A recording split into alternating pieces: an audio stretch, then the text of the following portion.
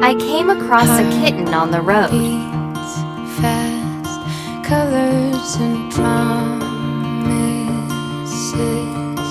I hesitated for a long time.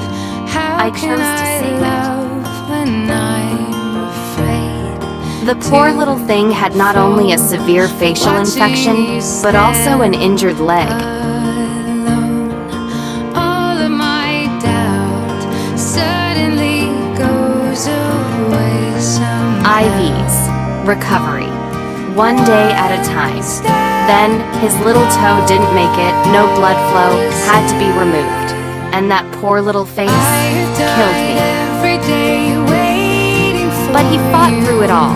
Now he's lively, eating well, sleeping soundly as if none of it ever happened.